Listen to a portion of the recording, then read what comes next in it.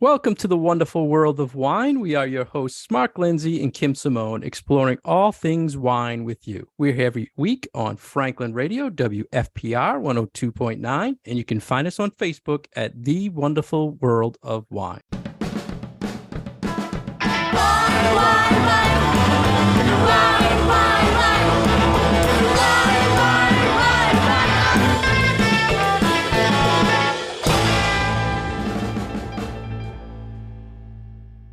Hello again, everybody, and thank you for joining Kim and I today on Franklin Radio. We are here to discuss all things wine with you. How are you, Kim? I'm doing all right. How are you? I am excited, Kim, because today we have a very special guest joining us from Bordeaux, France, Mr. Gerard Spatafora. I always have to watch how I say it, Gerard. I want to thank you for joining us. Gerard is representing bluewine.com, a website we discovered. How are you, Gerard? I'm fine. Thank you. And thank you for having me. Oh, we enjoy this because this is a topic. Kim and I are always looking for trends in the wine world, and bluewine.com was all over Newswire and wine business articles about your site, which is dedicated to wine and spirits documentaries. Can you please tell us, Gerard, a little bit about yourself and the company? Okay, so I'm French from Bordeaux, and I'm also Canadian from Montreal. But I live in Bordeaux since 2006. I was working in the wine industry for years as an e-commerce manager, so selling wine online. And I'm passionate about wine. And at that time, we were also producing a lot of small clips, video clips for Facebook, social media to present all the supplier we had, the wine merchants. And thanks to this experience, we decided to go further about videos, contents, and documentaries, film, everything about wine. So it started as a marketing endeavor and then sort of expanded from there? Yeah, in the past, we had this experience as a marketing to attract clients, to be honest. And we were not satisfied by what we were doing because it was just advertisements or marketing. So we decided to go further and, produce documentaries, but also having this website, bluewine.com, to promote all the documentaries, reports, shows, film about wine and spirits all over the world. So, Gerard, one of the things I know, I talked to Kim about this a lot. We've done shows in the past about TV shows related to wine, and we did a whole episode on movies and wine. And you, with this website, bluewine.com, really encompassed everything, an easy location for someone who loves wine documentaries to go to it and discover a lot more information about movies and series. And for me, it's very helpful because I'll see something and I have to go out and search it, or I'm waiting for someone to come across the Newswire and tell me something's out there. Whereas your site, I can go there and I can see everything listed. They have documentaries, you have I'm trying to think of the how you listed it. You had movies, you had documentaries, you had shows, and it's great. Is there a direction when you were putting this together? Were you like us that you always had a search and all over the place to find this stuff? Yeah, it's a hard work. To curate all that content. Mm-hmm. But we did it for two reasons. So first of all, we did it as a research because we were looking for some content to understand what the wine lovers can find TV on and on streaming also as well. And the second reason was also to help wine filmmakers and film producers, because most of the platform, most of the TV channel consider wine and spirits as a niche. So it's very difficult for a filmmaker to promote his artwork towards the wine lovers. So this is why we decided to build this new website. It's nice that you have such a variety of different kinds of shows or films that people can watch. You've got fiction, you've got nonfiction, you have them from many different countries. I just was browsing through the one that you have about wines from the country of Georgia, which is seeming to be a bit of a hot topic these days. I feel like Georgian wine is kind of everywhere. So you have all of these little bits from all over the place. So it's really I think it's really got something for everyone. And I like how you break it down where you've got, these are the documentaries, these are the films, these are the series. And, I feel like people can kind of browse where they like and figure out, what is the place for them to start on your site. Yeah. So far, we only have 75 different contents with trailers, and it's just the beginning because we have a list of more than 300 different content as a film, documentary, and so on. So in the future, very near future, each week we will add new trailers and information about documentaries and film. So we will have something coming from New Zealand, Israel, Lebanese. Of course, France, Italy, Spain as well, the USA, as you can imagine. So it's unbelievable, all the content we can find. And I was also very surprised to see that you have fresh content. Something just produced in 2021, 22. So it's just the beginning. And for our listeners, Gerard's website, it'll have a show and then the details, the people who are in the show, who's behind the show. And then, like he said, there's a little preview. Is there a future direction, Gerard, where you will then be taken to be able to watch or buy the show that you're previewing? Yep. Today we just launched fundraising. In order to be able to build a streaming platform entirely dedicated to wine and spirits content. So probably at the end of the year, Blue Wine will become a streaming platform where people will be able to buy a content as a transaction. So you can just, watch a movie and or subscribe for a month or two. And we will also offer the possibility to watch everything thanks to advertisements. Okay. So it's going to be a kind of wine flix, but we need time and hard work to make it happen. Yeah, I'm sure. To have it be like that one-stop shop for for being able to get all the content and not just information and trailers, and almost like a library of all of those content. What was the story, Gerard, behind the name bluewine.com? Because when you Google search, it's very difficult to get away from blue wine. Right. The actual color blue wine topic. So that was my original. I'm like, blue wine? Why are we talking about blue? Yeah. And I'm surprised. I thought that was old news. Right. I'm surprised the domain was available. Right. Bluewine.com. You figure someone who produces blue wine. Did you buy it 10 years ago? I bought it in 1999. Oh, so yes. Yeah, in 1999. Good for you. Because I was already, a wine geek, a wine lovers. Well, and so I was in my early 20s, and at that time I was already working on internet.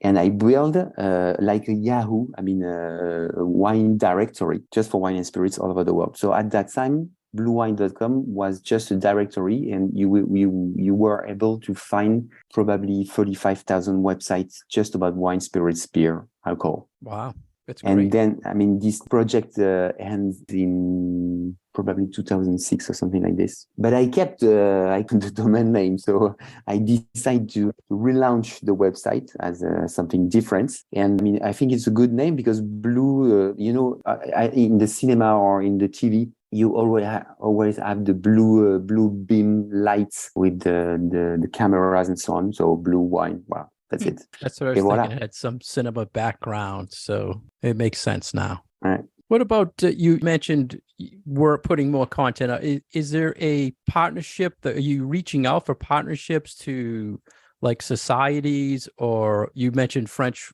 A lot more French wine, of course. So are you working with like the societies in Bordeaux to partner in getting content? No, so far, we really want to help just the filmmaker and or the film producer. So no matter if they are, independent, or if the film is produced by an organization like Bordeaux producer, Burgundy, Rhone Valley, or whatever, as soon as this is artwork, a piece of artwork. We don't want to promote advertisement video like you can find on YouTube and so on. Mm-hmm. There is already a place for that, but it's not the place in Blue Wine for advertisements.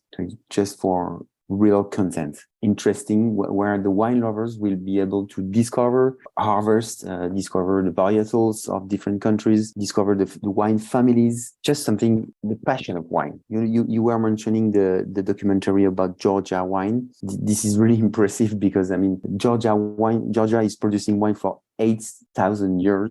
So it's probably the first one on the planet. And when you watch the documentary, you can learn so much things about producing wine, natural wine in Quevry, amphoras, and stuff like this. So this is the aim of Blue Wine. We want to promote that kind of things. And do you have relationships with the winemaker, not the winemakers, but with the filmmakers and the folks at the winery? And is that how you go about figuring out what is the good content to put on the site, or is it some other method? Because it really feels like a lot of what you have put up so far have a very sort of personal relationship, I would say. Like, it seems like the people that are making the films and folks that are the focus of the films, that there's this sort of cohesive personal element to all of them that it seems like you're trying to get across. Yeah, so as soon as we find an interesting content, we try to connect with the filmmaker or the producer, and we ask authorization to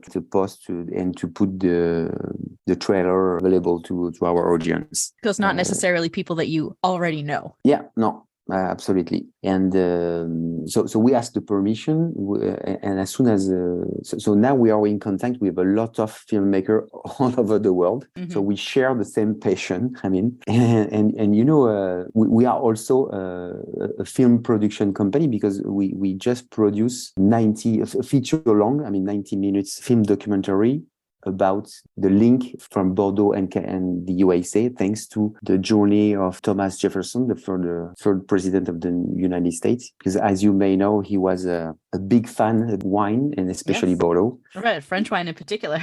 Yeah, he has the chance to spend 4 days in Bordeaux, and in 4 days, he left a lot of traces in different chateaus. And we tell these stories, and then we follow a different wine producer from Bordeaux that are also producing wine in California, and Californian wine producer also producing wine in Bordeaux, to trace the link. And we also had the chance to interview Robert Parker at his place. It was just kind of, luck. Yeah. We just asked him, he said yes. We were so surprised. Lucky you. So as you can hear, it's just a question of passion. We want to that documentary it's called Eastbound, Westbound, correct? Yep, that's correct. Is that on bluewine.com now, or is that a separate website? Yeah, on bluewine.com, you just find post and the trailer. Okay. But we have a dedicated website for Eastbound, Westbound, and the film will be available in few days on Apple TV. Great. Yeah, I was going to mention that for our listeners. It's if you like historic or stories about wine, this document is excellent. And Kim and I are all about the stories, Gerard, in the wine world, and you putting them all in one spot for people is just a very great resource.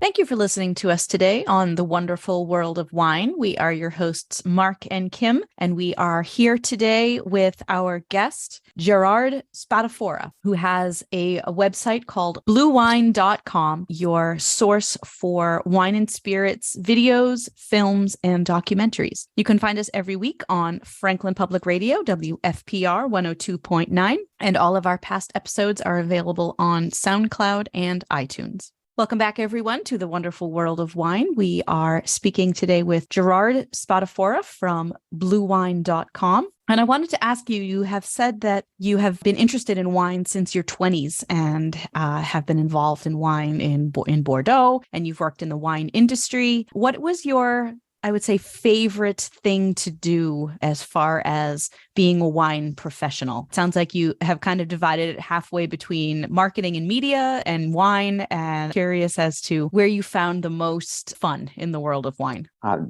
best thing is to discover a new vineyards, family. Independent winemakers, for example, no matter the place. I had the chance to travel in South America, in Mendoza, in Argentina, to visit winery. For the first time time you enter in a new winery house, you discover, I mean, the philosophy of the family there or the winemaker. You try to understand the alchemy about the soil and the climates. And finally, all the people behind the wine work there to work very hard to make sure that the wine could be great for at any vintage, you know. So this is what I really like. It's to discover things. So I used to do that. I mean, to source wine and then to sell it, as you can imagine. But it's the best part of the job. I mean, discovering new winery, new wine, and then tell the story to sell it. I was just going to say that ties into the whole storytelling aspect. And, we talk about this a lot when we are talking to people about not just marketing of wine, but also just that the romance and the passion that people have for wine. And so much of it is tied to those unique stories, either of the place or of the family or the history, or really any of those aspects. And the idea of film and, whether it's short film or, documentary or using wine as a background to tell a story really does seem like it's a great way to get those unique visions across, whether it's a documentary and it's based on real life or whether you're telling a fictional story. Which do you prefer? Do you prefer the documentaries or do you prefer sort of the fictionalized? Because I'm sure lots of people have lots of different opinions on wine being used as a background for telling a fictionalized story with wine. Yeah, today I'm really on documentaries and not fiction, because you can have documentaries half fiction and half real. So I really like documentaries because it's the way to learn. Unfortunately, we can't travel all over the world anytime, especially the last 2 years because of COVID. We all had to get really creative. Exactly. So thanks to a documentary, even if it's a short one, you can learn a lot of things. By listening to you, Gerard, we can hear your passion for wine, and it shows in the site bluewine.com. My question for you now is there a idol for you in the wine world? Like you mentioned Robert Parker. Was there someone who you look up to really represent what wine is all about? Not really. Of course, I like a few person around the world. I admire some person around the world, but I think the most important thing is to have the chance to meet people who are making wine. So sometimes those people are completely I used to travel in Sicily on the Etna and to taste volcanic wines. So I met some very small winemaker, and those people were just amazing. So great to meet them, to have the chance to talk to them. They share their story, they share their passion, and I would admire those people instead of someone famous. It is nice to be able to give a voice to those really small producers, the not famous wine people who are still doing all of that really wonderful work and producing beautiful bottles that if you put their name on the back of the bottle, it wouldn't really mean anything to anybody, but it's what is in there and it's their life's work and all of these things. And they might not be famous, but they're still doing all of this amazing stuff in the world of wine. When I was young, in the 20s or 30s, younger, right? Of course, I was impressed by all the great labels from Bordeaux, from California, from the Super Toscane in Italy, and so on. So, thanks to my work in the wine business, I had the chance to taste those wine without paying, which is a great advantage. Very helpful.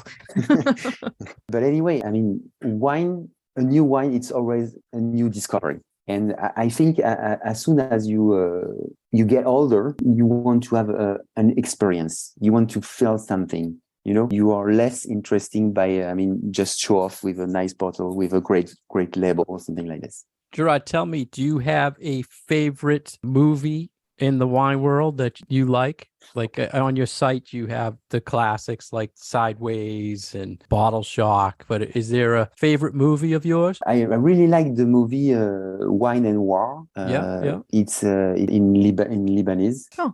In Lebanon, sorry. And it tells the story about those winemakers who are making great wines under the bomb, under period of war and something like this. So I mean, they have courage and passion to make wine there in this place, weird place sometimes. So I really like this movie. Yeah, and they have Wine and War. There's books, part 1 and part 2. I believe I just got part 2. I got to finish that. But yeah, I'm excited to hear you say that. I was just going to say that we have so many wine books out there. I have bookshelves full at my house and at my work of books on wine, mostly nonfiction, history, kind of all over the place. But it doesn't seem like there's as much for film, and maybe that is changing. I feel like film is a really good medium for wine because not only can you can't taste the wine, but you can be walked through a vineyard and you can see exactly how things are done. And I think that is something that is one of the more difficult things to get across in book or in a wine class, that feel of actually being there. So I think that film really can have a real positive impact on getting that understanding of what's actually going on in a vineyard for people, whether they're students or whether they're just appreciators of wine. During the COVID, I bought a book on internet. It's an old edition. The name is The Kingdom of Wine and Wine Geese. And it tells the story about the Irish people who left Ireland and came in France. And the first one was NSC who settled up in Cognac to build Cognac NSC. Sure. And then you can learn a great story about a lot of Irish people who found that, famous wine that still exist in Bordeaux and famous chateaus like Leuville-Barton in Saint-Julien. So this book was really interesting, and I'm sure a filmmaker or a producer will probably make a film one day about this story from the Irish people. Yeah. I remember reading, I don't even know what book it was, what was in, but those stories that as Americans, we always hear about when the Irish wave of immigration that came to the United States and, where did they land and how did that impact just everything about American culture when we had this influx of Irish immigration. So it was very interesting to read that perspective of those folks who also left Ireland, but then went to France instead of went to the United States. So we really only, hear the U.S. side of it, but to know that these waves of immigration went out to other countries as well, and to hear about those stories of those immigrants in France and how they had this really major impact on the wine and beverage world because they had to leave home was very fascinating. And it looks like the filmmakers are starting to pick up that people want to see more of these stories. And last year, there were 2 TV shows, one of which was on your show section called Grand Cru. There were 2 series at one time that were run in the United States, and Kim and I reviewed them. And I don't think they ever finished. It's sad because the film producers and these TV shows, they have these ideas that we can do wine stories and talk about wine. And Kim and I get excited and then they kind of go off the air, Gerard. And I think, like you were saying, there's so many stories out there that can be put into a documentary or a movie, like Sideways or Bottle Shock was, which was a true story. There's just so much content. It excites me that it's out there. And that's why when we saw your site, I'm like, yeah, someone gets it. They're putting it all together for wine geeks like us who just want one spot to go to and see everything. There was one section you label as, it says Wine Council and Videos Wine Estate. What's the thought behind those 2 sections of the website? Some council like Burgundy. In Burgundy, you have an association of wine producer, and they call the board council board. Like in California, you have that kind of things as well. And sometimes those wine council, they invest in a filmmaker to produce great content, great documentary to tell the story about their region. So we decided to build the section for them. And regarding the chateaus, it's because very few, but we can find some very nice artwork, very short film made by few domain chateaus, vineyards. So there's a lot of independent filmmakers who are making videos and documentaries for wineries that could be picked up on the site and you could help them promote as well. Exactly. Oh, okay. So it's the CIVB for Bordeaux that did. Yeah. That CIVB is for Bordeaux. Okay. BIV is for Burgundy. Then you have the CIVC for Champagne and so on and so on. Do they volunteer this for you, or did they look for compensation, or is there like rights to these type of things, like there are movie rights? Or is there legal things involved? No, I mean the council or the wineries, they just want to have audience. So for them it's very hard to go on TV and or streaming platform like Netflix or HBO, because it's considered as a advertisement or marketing, even if it's not the case. I mean, but you mentioned that. I mean, with a production company in the US who produce the series Grand Cru. I mean, it's very hard. As soon as you talk about wine, spirits, beer, I mean, everything about alcohol, it's very difficult because you have a lot of association around the world who are against alcohol. Right. And they make pressure on filmmaker, they make pressure on the production company or TV channel to avoid that kind of content. Yeah, that makes total sense. Right. This is why I think we can take a place on the web as a streaming platform entirely devoted to wine and spirits.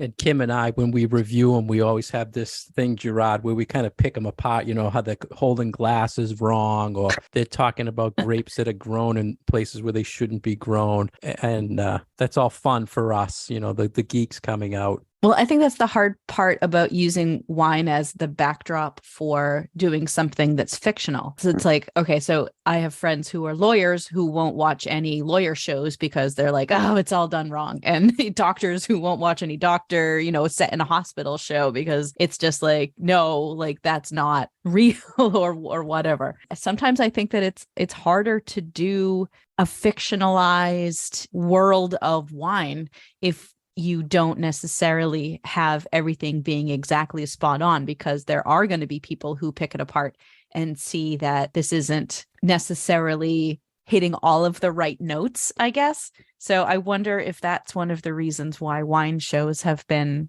so hard to kind of catch on. We've got cop shows and lawyer shows and doctor shows and all over the place, but we haven't had, like, I don't know, the ER of wine shows that really made things brought things to the forefront. Right. So maybe wine is just harder, or I don't know why it's so difficult, but. No, you're right. I mean, it's a specific industry. It's a hard backdrop. I think it's a hard backdrop. It's a specific industry. And if you don't have the right contact, you can get in and shoot a film or something like this. Mm-hmm. Because a lot of wine producers are also very shy. They don't want to tell everything. They want to keep some secret and so on. I mean, it's the case in Rhone Valley or in Burgundy. You have different famous vineyard producing very small quantity of wine, but it's very expensive. And they just don't want to see any journalists, cameras, and so on. Sure. So you need to like preserve that romance, right? And we talk about that all the time, that there is this mystery to wine. And whether you are someone who has spent your life doing it, like we all have, or whether you haven't, there are all these elements that maybe you don't want to look too closely, because some of that will kind of go away. So I absolutely understand why certain producers wouldn't necessarily want to let cameras in and see everything. Right. But the only way to make it is to be part of the industry. Thanks to my background, I have very good contact. I'm in the owner of the Chateau Aubryon, and it's in my film. And two, my associate were used to be wine journalists, wine critics. So the wine producer, I mean, trust us to tell the right things, you know. And that trust is important. They don't want to just let anybody in. This is still very much an industry that is built on personal relationships and on that trust. Exactly. And, you know, especially if you are then going to produce something that the rest of the world sees, that is very important. I mean, they really like to shake hands, to have you for dinner and something like this. Yeah. Like you're a guest at their home is really what it feels like. And before selling wine to you, you know. Mm-hmm. Yeah, absolutely. Even if you come as a buyer, so you have money to buy wine, but if they don't know you, if they don't like you, they won't sell you any bottle. And it's the same in the US. I mean, in California, you have a very top wineries. If you want to have wine, you have to be on the waiting list and wait for your turn. Yeah. And especially those wines that are in such limited quantity and in such high demand, Exactly. You better be nice. Yeah. And I'm sure there's a lot of people listening who have passion for wine that have found some movie or documentary that has excited them and got them looking for a site like yours, Gerard, where they just want more content because they love hearing these stories. I know one of the things way back years ago, I saw a documentary on Canubi in Piemonte in Barolo. It was, I think it was called Kissed by the Gods. And I just had this passion. So every time now I do a Barolo education or something, I'm always telling people, did you see this movie about Canubi? And they look at me like I'm nuts. But it's like getting a passion to find something like that. If someone seeking that knowledge, your site is just perfect to draw them in and get them interested and keep them up to date on what's going on. What I'm leading towards, Gerard, is do you see a future where somehow media is incorporated more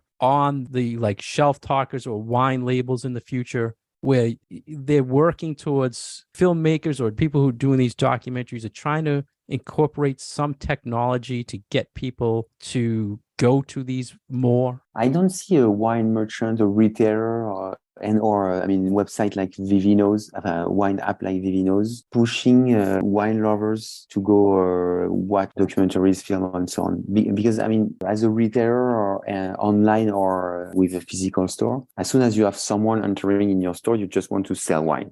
Right. Okay. So I think that kind of things would come from the wine council or a few wine producers. And the only way a consumer will get that is if they go to their website, and hopefully they'll have some sort of document like that on it, right? You were mentioning, I mean, the documentary about the Piedmont Canubi. Do you know Priorat? It's in Spain. Sure. So it's a very small appellation, and they are famous of producing Syrah, exceptional Syrah. There you can find a few wine producers that can get together, make a deal with a filmmaker to tell the story about Priorat and so on. So they would push, I mean, all their clients, all their visitors, wine lovers to go and see their movies and the other one. But I don't see that things coming from the wine merchants and or retailers. So it's a passion we have to push to real wine geeks, you think? I mean,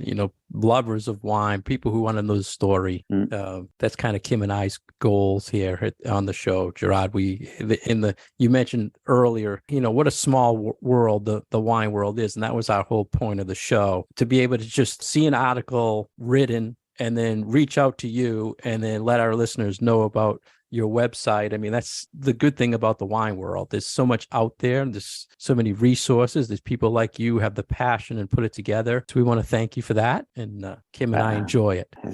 I thank you. Thank you for having me and give me the opportunity to talk about this.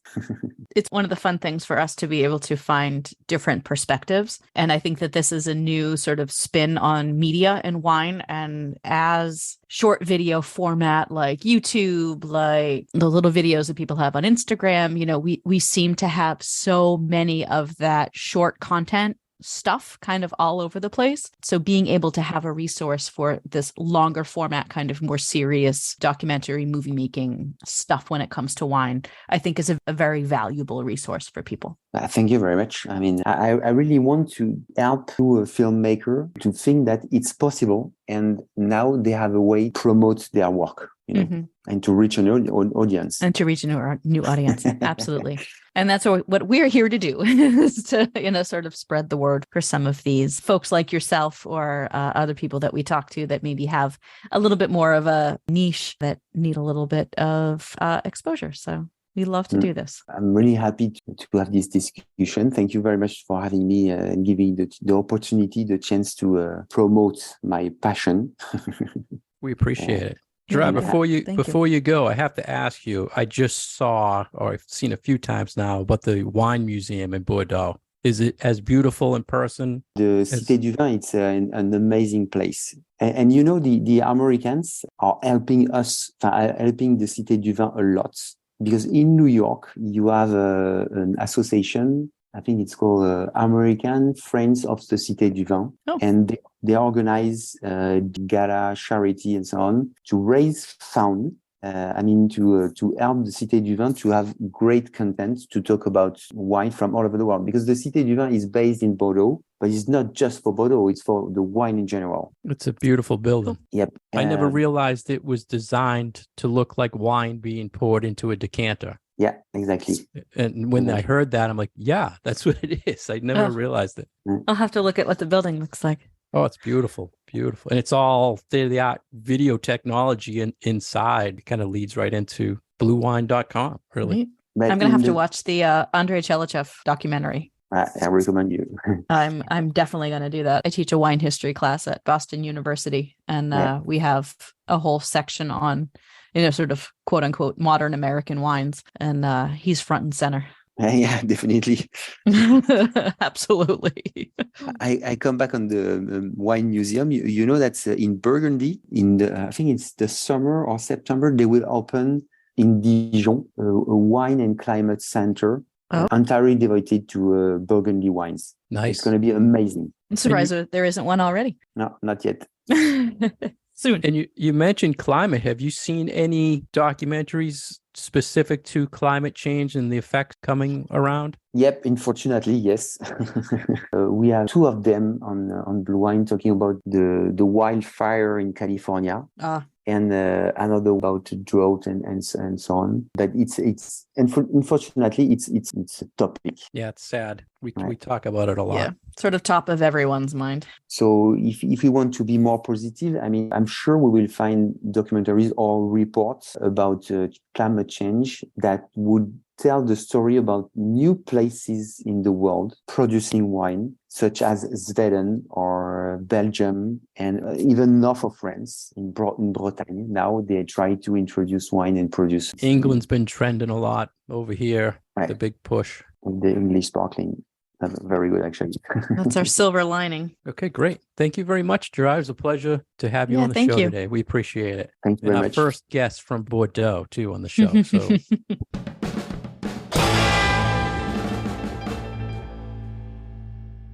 Thank you for joining us today on The Wonderful World of Wine. We've been your hosts, Mark Lindsay and Kim Simone, exploring all things wine with you. For more information about Kim, you can go to her website at commonwealthwineschool.com. For more information about myself, you can go to franklinliquors.com. To see the information of our special guest, Gerard, you can go to bluewine.com. We are here every week on Franklin Radio, WFPR 102.9.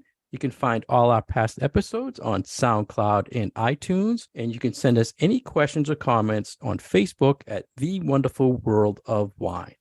Cheers. Cheers. Wine, wine, wine.